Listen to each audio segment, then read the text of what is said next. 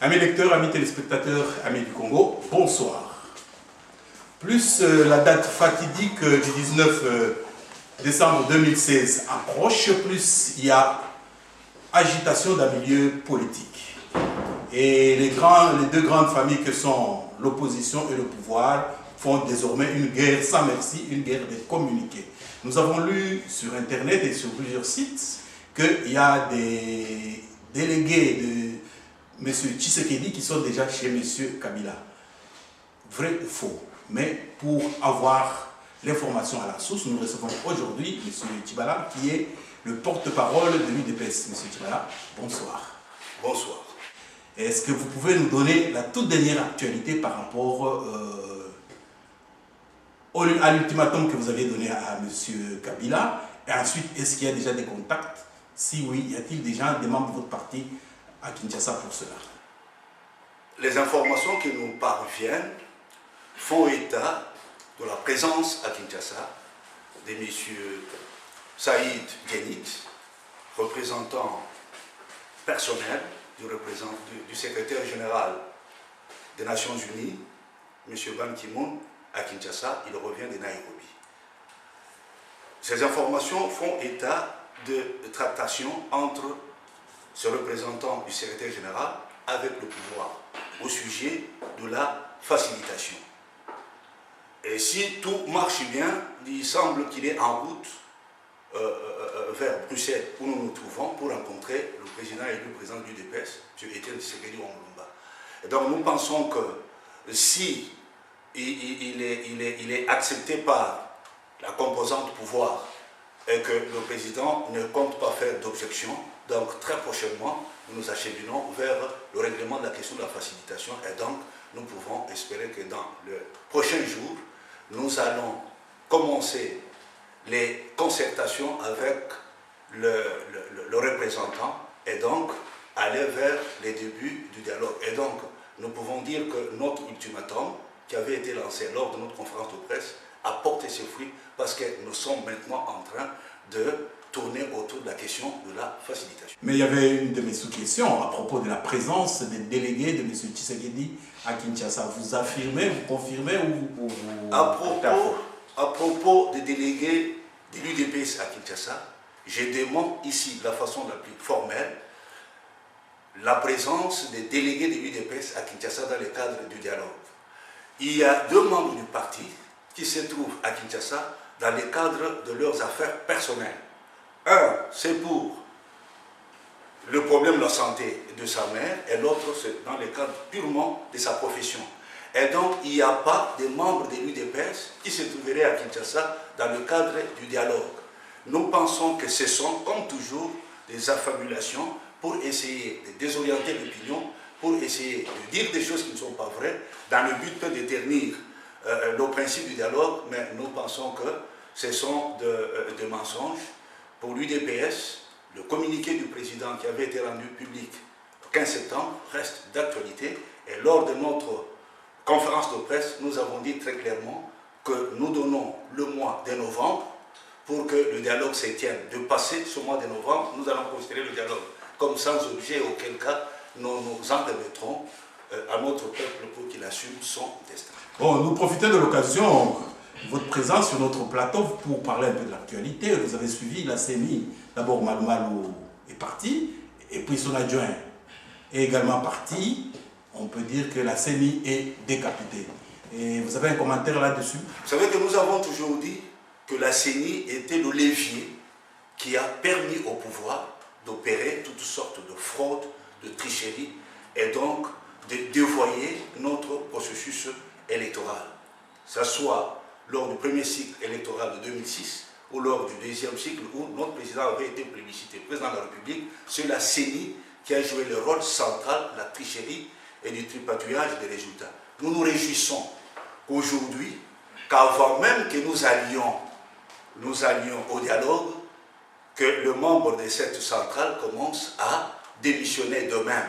C'est pour nous permettre effectivement, quand nous nous retrouverons, de régler la question de la CENI.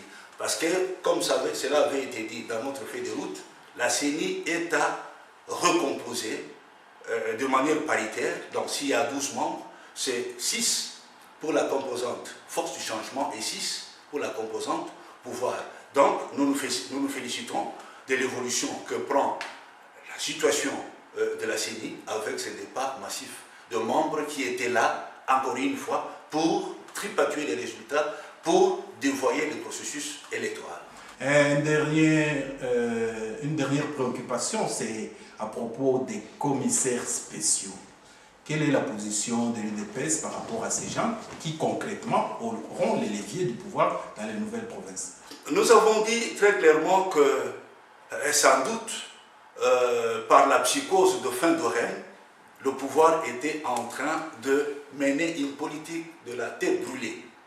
Nulle part, ni dans notre constitution, ni dans les lois organiques en vigueur, il est dit qu'on pouvait créer, comme on l'a fait, de provinces et y nommer à leur tête des commissaires spéciaux. Ce n'est prévu nulle part. Il s'agit, comme je viens de le dire, d'une politique qui vise à créer un chaos généralisé afin de justifier le glissement auquel court le pouvoir en place. Et donc pour nous, nous pensons que ce sont des actes insensés, des actes qui n'ont pas leur raison d'être. Et ce qu'il faut faire, c'est d'aller au dialogue, et au dialogue, nous allons résoudre tous les problèmes liés à la crise politique et de légitimité que nous avons.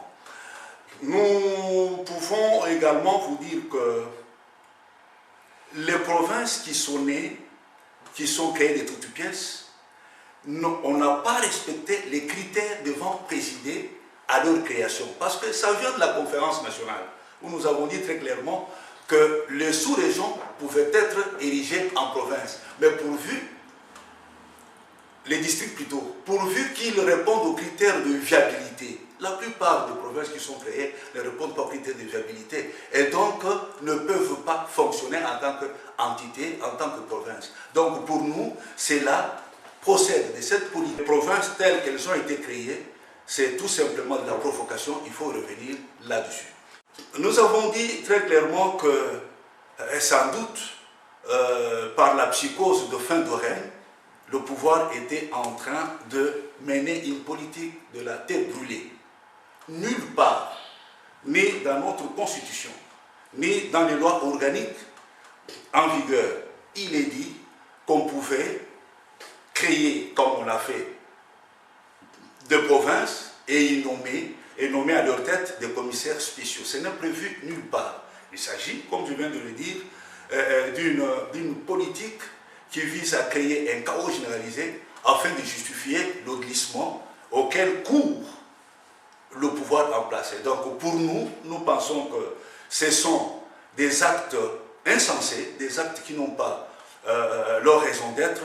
Et ce qu'il faut faire, c'est d'aller au dialogue, et au dialogue, nous allons résoudre tous les problèmes liés à la crise politique et de légitimité que nous avons. Nous pouvons également vous dire que les provinces qui sont nées, qui sont créées de toutes pièces, on n'a pas respecté les critères devant présider à leur création. Parce que ça vient de la conférence nationale, où nous avons dit très clairement que les sous-régions pouvaient être érigées en province. Mais pourvu, les districts plutôt, pourvu qu'ils répondent aux critères de viabilité. La plupart des provinces qui sont créées ne répondent pas aux critères de viabilité et donc ne peuvent pas fonctionner en tant qu'entité, en tant que province. Donc pour nous, c'est là, procède de cette politique du chaos généralisé pour justifier le glissement. Nous allons nous retrouver au dialogue pour régler toutes les questions liées à la crise. Et donc pour nous, les provinces telles qu'elles ont été créées, c'est tout simplement de la provocation, il faut revenir là-dessus. Ma toute dernière question, à supposer que le dialogue se passe bien et que vous balisez le processus électoral, vous voyez l'UDPS au pouvoir à l'issue du processus électoral? Il y a crise politique et crise de légitimité. Après avoir diagnostiqué l'ensemble des problèmes qui se posent, après avoir discuté avec tous les Congolais, nous allons voir qu'est-ce qu'il faille faire pour que l'avenir soit balisé. La question qui nous vient à l'esprit, si après avoir discuté avec nos partenaires, après avoir trouvé la solution à tous les problèmes, le problème du fichier électoral, le problème de l'enrôlement des nouveaux majeurs, les problèmes du calendrier électoral pour lesquels il faut avoir un consensus. Faut-il laisser les hommes qui sont au pouvoir actuellement gérer toutes les recommandations, les résolutions que nous aurons prises? Est-ce qu'ils vont le faire? Ils auront l'intention de le faire parce que leur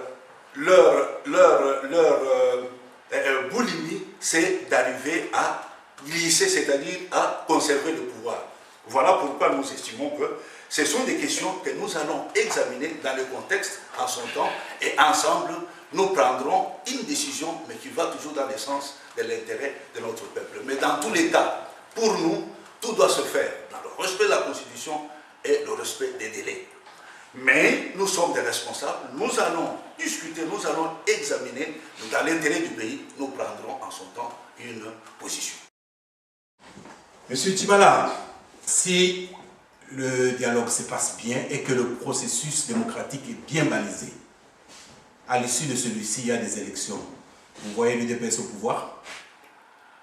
Bien sûr. L'UDPS, depuis sa création, a toujours ambitionné d'arriver au pouvoir pour assurer la répartition équitable de revenus, la justice pour tous, le bonheur et le bien-être pour tous. Et donc, lorsque nous allons arriver au terme de ce processus, l'UDPS sera au pouvoir pour réaliser son projet qui vise le développement du pays, le bien-être de tous les Congolais. Et donc, nous serons au pouvoir pour faire autre chose que ceux qui sont au pouvoir aujourd'hui, qui n'ont fait que songer à leur intérêt personnel, mais nous serons là pour satisfaire l'intérêt général du peuple congolais. Nous vous remercions beaucoup, Monsieur Tchibala, d'avoir répondu à nos questions. Et si vous avez un dernier mot? Mon dernier mot, c'est de remercier et féliciter notre peuple pour ses sacrifices, pour ce dévouement, pour qu'ensemble, nous puissions forcer l'histoire, forcer le destin à travers le dialogue qui se pointe à l'horizon. Nous devons baliser l'avenir qui doit être un avenir meilleur pour les 70 millions de Congolaises et de Congolais. Monsieur Tchibala, nous vous remercions. C'est moi qui vous remercie.